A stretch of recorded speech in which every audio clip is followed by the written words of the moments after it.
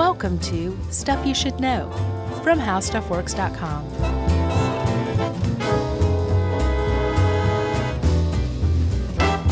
Hey, and welcome to the podcast. I'm Josh Clark, and there's Charles W. Chuck Bryant. There's Jerry over there, the trio known as Stuff You Should Know.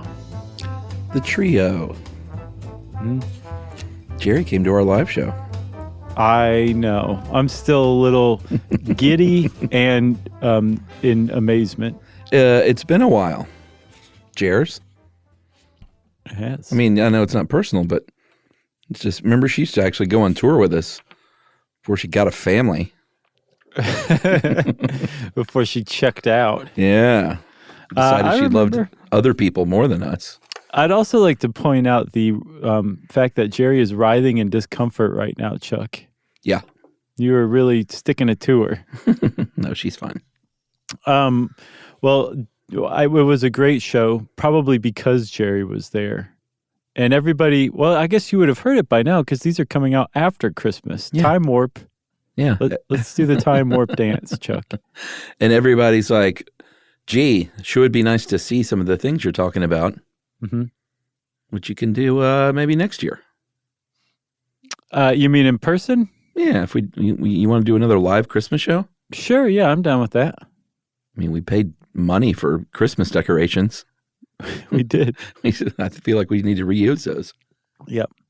Hopefully everybody has heard it already, and now they're like, yes, I know exactly what these guys are talking about, and I'm enjoying this horribly awkward intro diversion. No, it's not awkward. Speaking of intro diversions, Chuck, I want to mention two things. Okay? Mm-hmm. The Stuff Network has a ton of really good shows. Yes. And there's one that I was on recently called Behind the Bastards. Oh. I was on a two-parter. Nice. It was nice. So Robert Evans is the host, and he basically just does tons of research about some of the worst human beings who have ever lived, many of whom are celebrated in some quarters, and he just kind of tears them down to size. Did you do a show on me? No. You're just celebrated. There's no tearing you down. Oh, I'm sure people tear me down. I don't care. The ones that I sat in on were based on scientific racism. Oh, wow. The history of scientific racism and how it's been used to justify like colonialism and all sorts of stuff. And the level of research this cat does is astounding. Yeah, it's a good show. It is. It's a great show. So I was on that, but that's maybe a good primer, but really any Behind the Bastards would be a great place to start. Yeah, that show was and I don't want to say surprising success because Robert's awesome, but I think everyone was just like, wow, look at this thing. Look at him go. Look at him go. And we've got another new show, actually, from our pals at Stuff to Blow Your Mind, Joe and Robert. Yes. They just launched a show called Invention. Yeah. I don't remember if they went with the exclamation point or not, but it's just awesome. Because I think no, but that, their album art is so cool. It's really great. It's just a cool maze where you're just waiting for a minotaur to leap out. Yeah, and for the people that are like, album art, what are you talking about? Did they record an LP? Little industry lingo, everybody. The little icons that you see on your podcast players, that's called album art in the industry for some reason. Yeah. No, I still haven't figured that one out. I think it's just a holdover from iTunes days. I guess, but like what, it'd be funny if they called it like the Kasingle art. Right. That would be pretty funny, actually. Still never bought a Kasingle in my life. Oh, I have. Yeah. I don't remember what they were, but I have.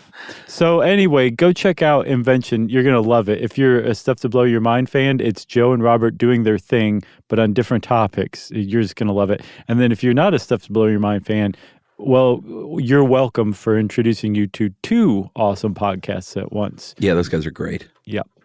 So, okay, let's talk about our own thing, okay? Let's do our own stuff. Yeah, now. What about us? So we're talking, let's get in the Wayback Machine. And we need to put on our high temperature protective suits that we use to hang out on volcanoes sometimes. And also our low temperature protective suits are in the back. They are. We don't need them for this one.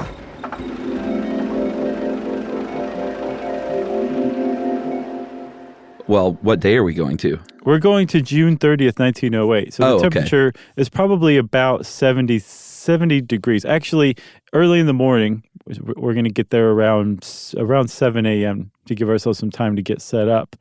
But 7 a.m. on June 30th, 1908, in the Russian wilderness around the Podkamenya Tunguska, which means the stony Tunguska River. Mm-hmm. It was probably about 50 degrees, we'll say, okay? Yeah, which is, that is like choice summertime weather for the Siberian plateau. Yeah, and this place is gorgeous. So the stony Tunguska River is a nice, wide, meandering, slow river, and it's named Stony because the bottom is all beautiful pebbles. Yeah. And it just kind of, its banks are not really well defined. It just kind of goes into the land and swampland. Yeah. And then suddenly the land rises upward into ridges with huge, tall evergreens everywhere. It's just gorgeous. I love it here.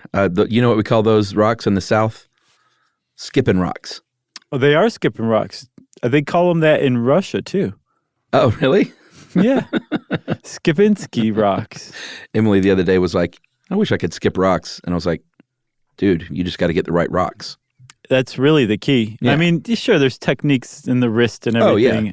but it really is the rock. Although there are people who can skip just about any rock you hand them. Well, I'm a pretty good skipper, but you still need those good little smooth little river rocks. It's true. It makes it way easier for sure. Yeah. So in this beautiful place, I also failed to mention there's lots of reindeer wandering around, and they're not wild. They're actually being herded by the Evenki people, also known as the Tungus, who are basically nomadic reindeer herders that live in the area. Yeah, these are working deer. Right. So everything's pretty idyllic and sweet and nice. It's the Siberian summer. And then all of a sudden, there's a streak of cloud across the sky, a fireball at the tip. It looks like about a spear.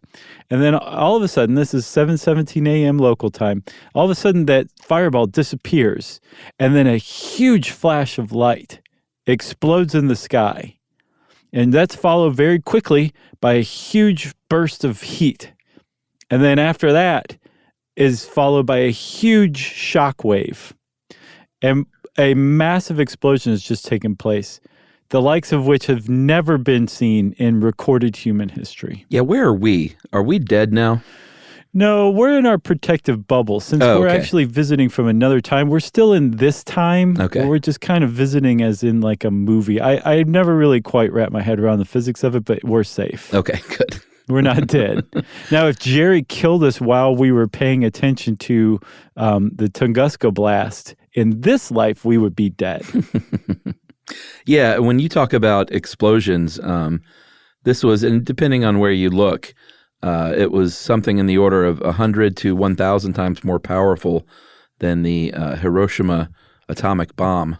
I did the math. I saw 200 to 2,000 times more powerful. Yeah, man, that's the thing when you're talking about explosions in 1908. Sure. It's going to be a range. But the thing is the Hiroshima bomb was 15 kilotons, 15,000 tons of TNT yield. Yeah, it was a big explosion, so much so, and we'll get to more details, but supposedly you could see the light from this thing as far away as London. Yeah, there was a lot of worldwide effects that happened from it. Yeah. So the Hiroshima one was 15 kilotons. This is an estimated 3 to 30 megatons, million tons of TNT. Just an astoundingly greater explosive force. And it just happened out of the blue, literally out of the clear blue sky on this day on June 30th, 1908. Yep, that's right. And thankfully, it's not a very populated area, but there are people there, and there are native tribes people that make their way there, and they live in huts and they raise those reindeer. And while there weren't a lot of people there, it created it was an awful thing if you lived in the area. Some people died of shock and heart attacks. Reindeer died. Huts were leveled. It really kind of wiped out the way of life for these people. Yeah, big time. Because, I mean, like, if you live in Siberia, you're spending your summer, like, preparing for the winter. and this blast like just leveled their supplies, the reindeer that they depend on. It like had a huge impact on them, and some people did die, although I think no one died directly, like being blown to bits by the blast. It was like elderly people had heart attacks and things like that. Yeah, and it ended up, it was a very interesting pattern that emerged here. So these trees were flattened out in a radial pattern that pointed away from the center of this explosion over an area. This was about like close to 775 square miles. Oh my God. Which is a huge, huge explosion. There were trees that remained standing, and this is really interesting, but there were no branches, no leaves, no needles or anything. They were just basically the stem and the trunk of the trees bare, standing straight up. Yeah, and that was, those trees were right in the middle of the blast, the radial blast pattern. Yeah, and the fact that they were basically just stripped bare means that it was a very huge but super fast impact that blasted all those branches off without affecting the tree itself. Yeah, so this blast, this explosion, this very hot, fast explosion actually lit the trees on fire from the temperature that formed the leading edge of the explosion. And then the shock wave that followed, that moved the air, actually put the fire out. So they were like flash charred and then immediately extinguished. Yeah, there's one quote here from, because this was 1908, there's not a lot of direct accounts, but they do have a few, and we'll talk about how in a minute. But this is one. A hot wind blew past us. The ground and all the huts trembled, causing the sod packing to fall from the ceilings. The glass was blasted out of the window frames. Scary moment. Yeah, no, I can't even imagine. Supposedly, the Evenki people believed that their god Ogdi, who is, I think, the god of either lightning or fire or thunder, one of those. I've seen different accounts of it. They assumed. So imagine this: like you're the only people are you, some reindeer herding tribes people who live in the area, and this happens, and you have no scientific frame of reference for it. And you believe your god came to punish you, wipe out all of your stores and all of your reindeer and everything. And then that's just what you had to live with because you were in such a remote area. No one knew about this. No one knew that this happened for a very long time, actually. Like, I think some of the local papers began to report it by the end of the summer, but the larger world had no real idea what had happened, even though there were effects worldwide, but no one traced it back to this moment in Siberia for decades, at least a full decade. I think actually 2. Yeah, and it wasn't like the scientific community just descended upon this place, right? Ever really? Like they've and we'll talk about some of the superstars of, particularly this one man that went and investigated. But that's one of the reasons that we still don't know exactly what happened. We have a pretty good idea, which we'll save for later, but there aren't, this was a singular event. It's not the kind of thing that we could say, well, this is like that other thing that happened. Right, exactly. Yes, yeah. It's there's nothing like it. Although they think that there was at least one other thing that happened like it in the 20th century. Actually, now two things have happened that are similar to it. So we're kind of dancing around it a little bit. But let me point out one thing that has happened, even though this is considered far and away the largest cosmic, I guess, explosion that we have ever recorded. There was something else that happened in Brazil in 1930. Yeah. Near the Caruça, I think I'm saying that right, river. Sure. Where there was a very similar event, huge explosion in the sky, scared the bejesus out of the indigenous tribes living there, burned a significant portion of the Amazon for a full month. And there was a Jesuit missionary who came along 5 days after and got a lot of firsthand accounts from that one. But they think it was similar but much smaller than Tunguska. Yeah, and the mystery of this whole thing has led to some weird theories that we'll hit on later that are, some of them are, of course, just like aliens and beasts and things like that, which is beasts. We obviously know that's not the case. But it still remains somewhat of a mystery after 100 plus years. Right. And then, so there's one other, that this wasn't in recorded history as far as we consider recorded history typically, but there's evidence that this happened one other time, and then this time people weren't so lucky. Something like about 3,500 years ago, around the Dead Sea, there was a large area, I think about 500 square kilometers wide, which is a pretty significant amount of land, that was just wiped bare of life, including humans living in the area at the time, and that it was an explosion from the sky, and it wiped out one village in particular called Tal el Hammam. And get this, Chuck, you know what Tal el Hammam was also called at this time 3,500 years ago? No. Sodom. Oh, interesting. So they think that this is where the legend of Sodom being wiped out comes from, that it was actually an explosion, much like Tunguska.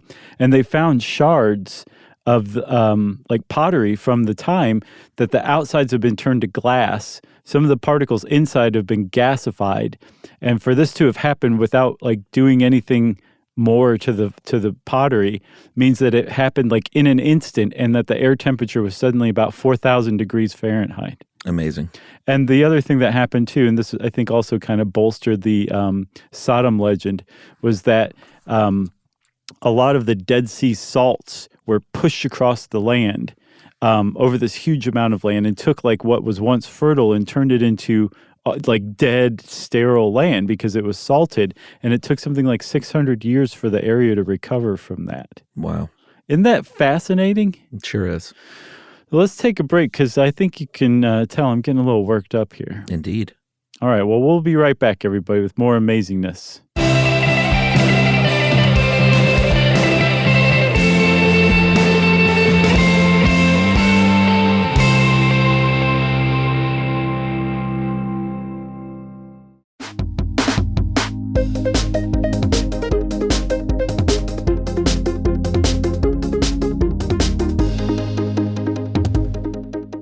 All right, dude. So from the outset, some scientific-minded types were like, well, I'm hearing reports of this weird event that happened in 1908 in Tunguska, the Tunguska area, and it sounds to me a lot like a meteorite. So I'm going to go check out, the whole thing and try to find this meteorite. Yeah, I mean, that was one of the early theories. There were seismographs that did register some activity, so some people thought it was an earthquake at first. Yeah. It lit up the sky and created this massive dust plume. So that's where people in like London and Germany, they said that they could read newspapers at midnight, even that far away. So it was causing a little bit of commotion in the scientific community, and still, consider this was 1908. It's hard for word to get around. So you can hardly blame people if, this event happened kind of in the middle of nowhere in 1908, and it didn't exactly shake the world. But there was one man, and this was later on. His name was Leonid Kulik. And he was a scientist. He had a pretty interesting life and career. He was born in 1883 in Estonia, which was later part of the Soviet Union. He studied math and he studied science.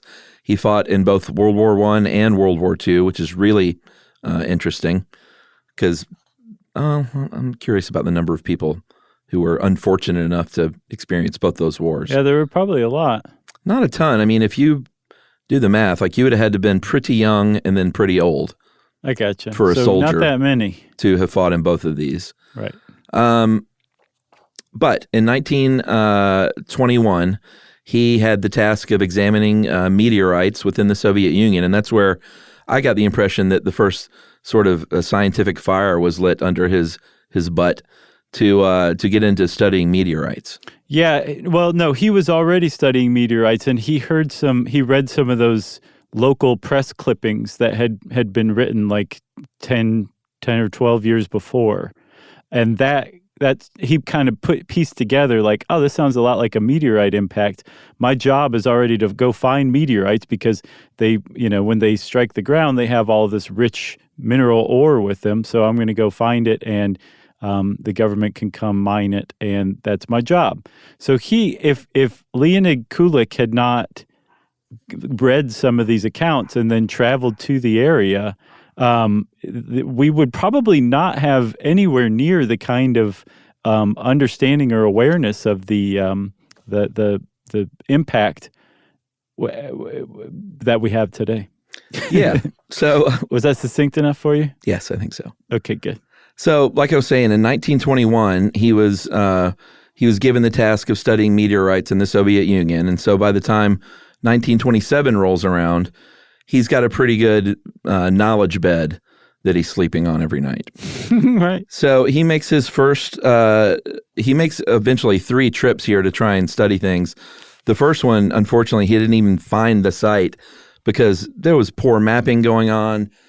He was really sort of charting new territory, exploring this area, and was just getting help from anyone he could. A lot of people were scared to go there because of, they thought it was a judgment from the gods. Yeah, Ogdi. Yeah, so it was slow going. So that first expedition in 1927 was basically to just say, hey, I think I know where this actually happened. Like, that's how rudimentary things were back then.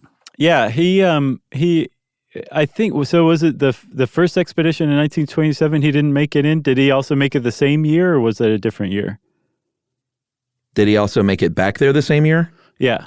Well, I saw that he went in 27, 28, and 29. Okay, so whatever time he made it in there at least once, the first time. And he knew, like, pretty much right off the bat that he had found the site, because all around there were trees that were laying on their sides, but they were all pointing in the same direction, which you just don't see very often. Yeah, for sure. And then that, those at the center, those trees standing straight up with nothing there was another pretty good indication. Yeah. So the thing about Leonid Kulik is that he was very, very frustrated. Like, again, he was a meteor hunter. Like, this was his thing. So he fully expected to find an impact crater and hopefully the meteorite that had all sorts of iron ore, whatever ore it bore, for him to go back and tell everybody about. But he couldn't. He could not find this. He did find those trees standing upright at the center that indicated that the reason they weren't blown over was because the force had blown directly down on top of them. So he knew he'd found the center, but there was no sign of an impact crater. And he suspected that there was a swamp in the south, just south of the place where the trees still stood, that was hiding the impact crater and the meteorite itself. And I think that's kind of like what he went to his grave believing, that he just could never find it because the swamp had basically swallowed it up. Yeah, which, you can't blame the guy in the 1920s. Sure. It was a pretty decent idea because he had no idea that, well, should we go ahead and say what people think happened? Oh, okay. All right. Let's do it. Yeah. He had no idea that a meteor could explode pre-impact, which is basically what most people think happened now. Yes. Yeah. He died in a Nazi prison camp in World War II. Yeah. So he would not have had the benefit of that knowledge that came later on. I think starting in the 50s, they started to really suspect that. Yeah. But at the time, when he came back and said, this is definitely, like, look at these pictures, an explosion unlike the kind that we are even remotely capable of creating here on Earth, so therefore a natural explosion, took place here. I have photographic evidence here. I've interviewed locals who were there, so firsthand accounts of the experience. I've documented all this stuff, and I cannot find the meteorite or the impact crater. There's this sum total of all the info that I can provide. And some people took that and pieced it together to mean that, well, maybe it was a comet impact then, because comets are largely icy. They're rocky and they have minerals and stuff as well, but they're not like an asteroid or a meteoroid where they're made mostly of rock or metal. They're made mostly of ice. So when it does explode, it would just kind of evaporate, and it might have the same kind of impact, but it would also not leave a crater or any real remnants of itself behind. So for a very long time, and among some quarters, that still explains the Tunguska event, that it was a comet impact rather than a meteor. Yeah, it's like that riddle. Yeah, the one where the guy's hanging and there's a puddle of water. Yeah, that's it. I love that one. Kulik was like, there's a big puddle of water here. Actually, he thought the swamp swallowed it, but that doesn't explain it. And Kulik, I will say, although I feel bad for the guy that he died, obviously he died in prison camp. That's the worst thing. Mm-hmm. But that he died not really getting to the bottom of this, but he kind of kept that drumbeat going for people to study this, took those great photographs, interviewed locals, and really did a lot of the groundwork for other people later to build on. Yeah, if he hadn't taken this expedition on himself and really gone in and pieced together the first bits of evidence we had fairly shortly. I mean, this is 1927 and the thing happened in 1908. So within 20 years, he really went and documented it. Had it not been for his work, we would probably not have any kind of anything like the understanding that we have today. And who knows, it might have been lost to history as well, too. Maybe, although I doubt it because you can still see evidence of this today, which is pretty amazing. It is, for sure. The fact that you can still find trees laying on their sides, right? Or on the ground. Yeah, I mean, the forest is growing up around it, but that stuff is still there sometimes, in some places. I would love to see that. In person? Yeah, of course in person. I would definitely go in the summer. But so for those 2 weeks between late June and mid-July. Right. Before winter sets in late July. And I should also say, yes, I just saw it in the Wayback Machine, but you know what I mean.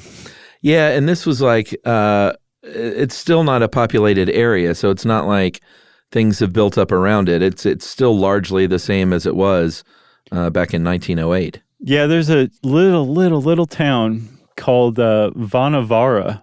And at the time, it was basically a trading post, and it's not much bigger now. It's really small. They have an airport, which is basically a strip of concrete that has been cleared, and you can get in and out of it, but it's not an easy place to get to. It requires helicopters, horseback. Some people ride reindeer in on some of it. A lot of hiking. There's a lot of bears. There's a lot of wolves. But the blast site, the epicenter, is preserved in a nature preserve in Siberia. So you could conceivably go study it, and people do. I think the most recent expedition was in 2013, and they're still trying to get to the bottom of it. Yeah, and Kulik, I mean, he took every available mode of transportation he could to get there. It took him days and days and days over these expeditions to reach it. Mm-hmm. And he was a brave dude and very determined.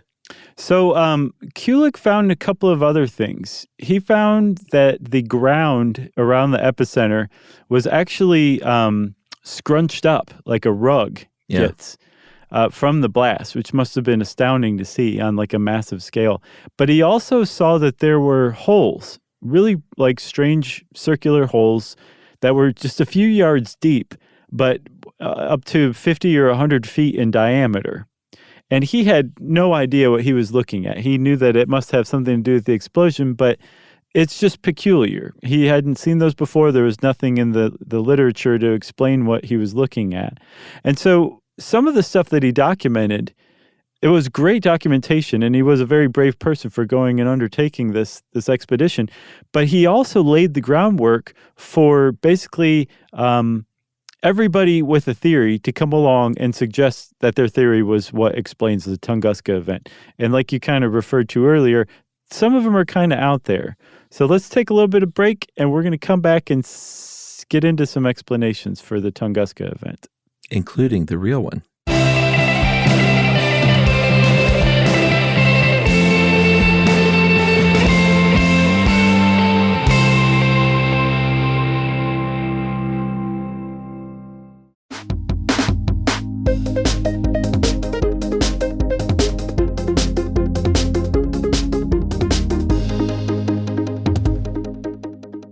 All right, Charles.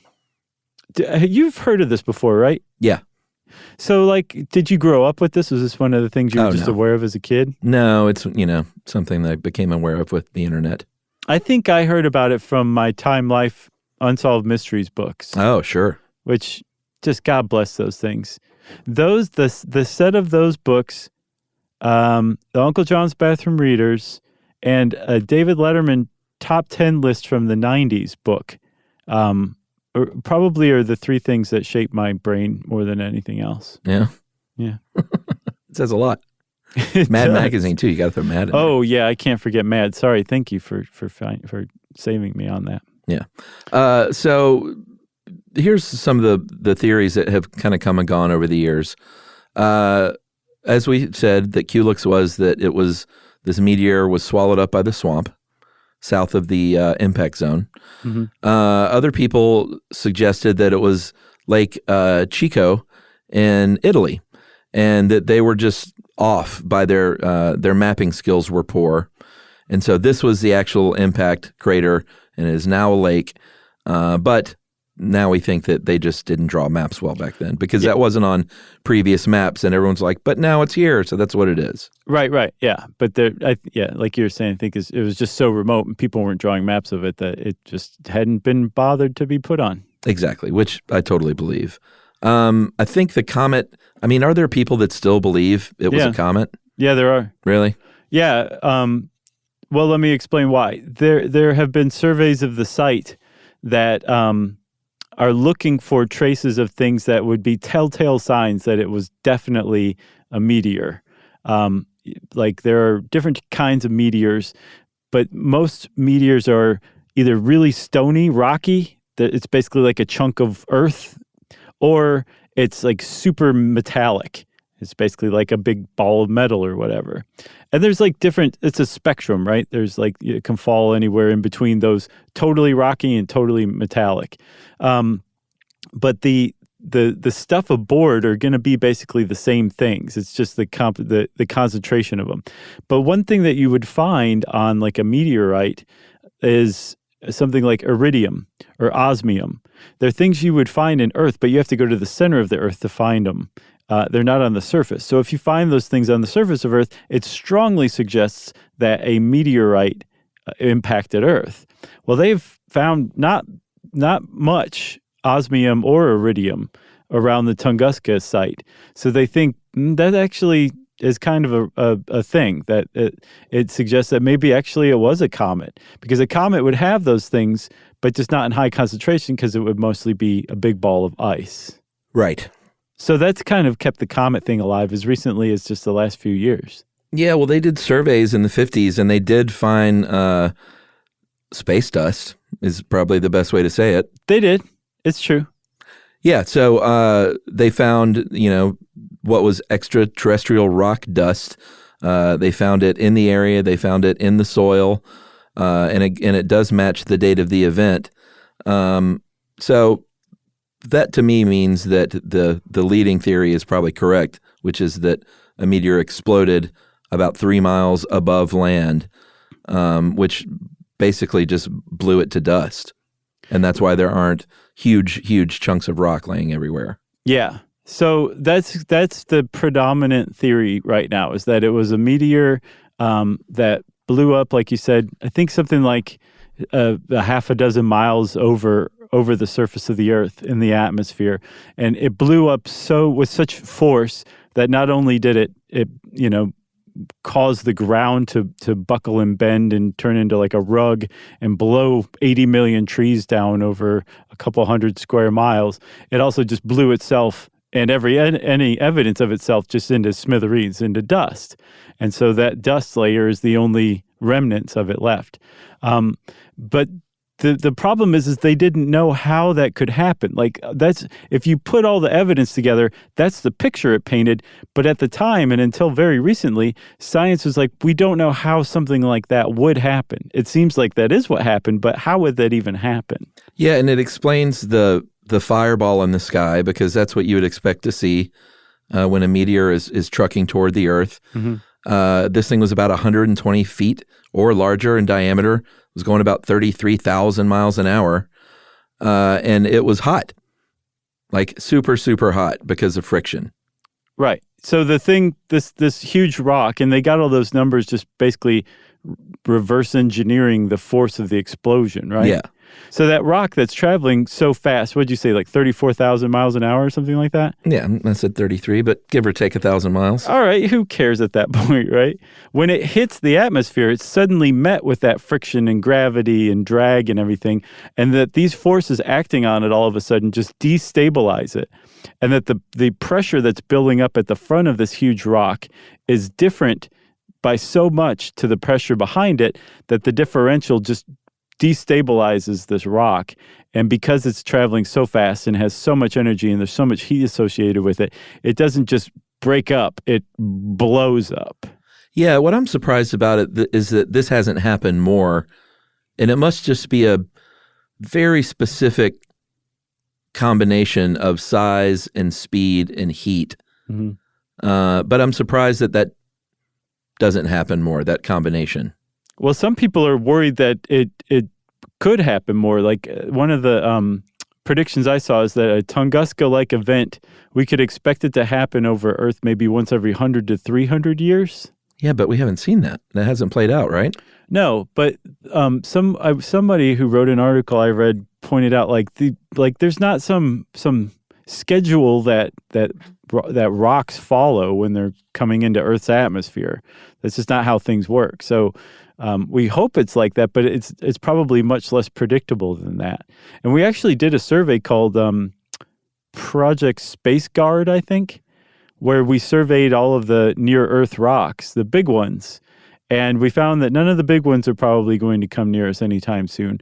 But we found also that we had trouble seeing the small ones. And the small ones could still create like a Tunguska event, which, I mean, like you said, it happened over a pretty depopulated area, and it still affected humans. If it happened over in like a city, a major city, it would be just lights out for that entire city. Yeah. So the chances are pretty low that it would happen over a populated area just by, virtue of the fact that we tend to populate in dense clusters while leaving also huge portions of the Earth, especially the oceans, unpopulated. But if it did happen over a populated area, it would be really, really bad. Yeah, I mean, they make movies about, like fictional movies about that stuff. Right, exactly. So hopefully it doesn't happen, but it could, is the point. Yes, and I always wonder, like, man, I'm surprised that it hasn't happened over like a big city, but like you said, that we always think like, oh, there's just people everywhere, but that's not the case. Well, like how our settlements are? Yeah, like when you think about how large the Earth is compared to where the people are. Right. We're not everywhere. Water is everywhere. Right. No, it's true. So there. I think in 2013, Chuck, there was the Chelyabinsk meteor. Do you remember that? Over Russia? I don't remember that. There was it was very well documented because everybody has a videotape camera on their cell phone these days. And there was a meteor that basically did the same thing in Tunguska, except it was far, far smaller.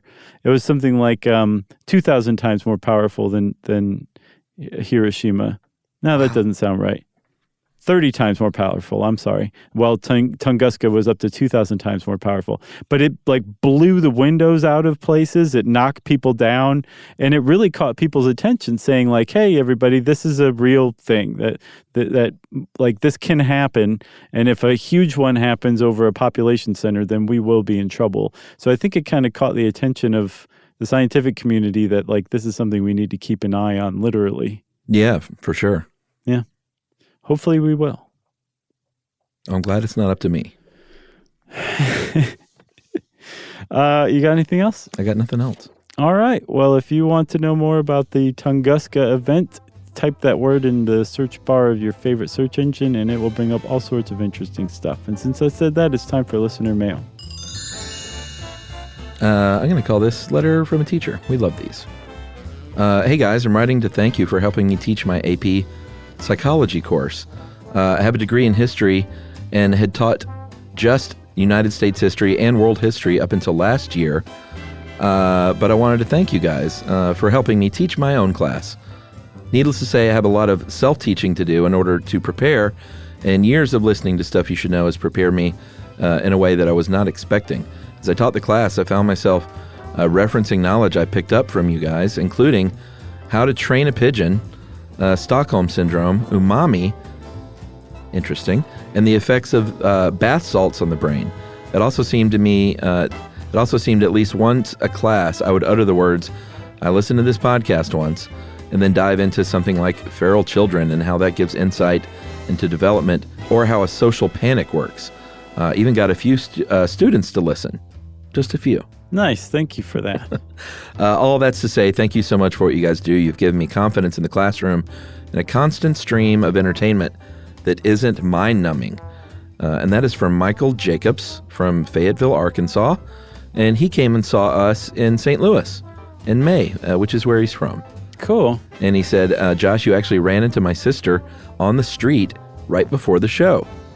I ran into a few people at St. Louis, like more than usual, and everybody was super friendly. Well, this was Samantha, so we're giving her a shout out. Hey, Samantha. So Samantha, Michael's sister, thank all you guys and ladies for the support.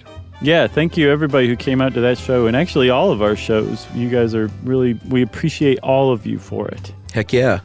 Actually, you can come out to our other shows. We got some coming up. You can go to sysklive.com to find out where to see us all over the map in January. Heck so yeah. And if you want to get in touch with us, follow us on social. Just go to stuffyoushouldknow.com and you can find all the links there. And you can send us an email to stuffpodcast@howstuffworks.com.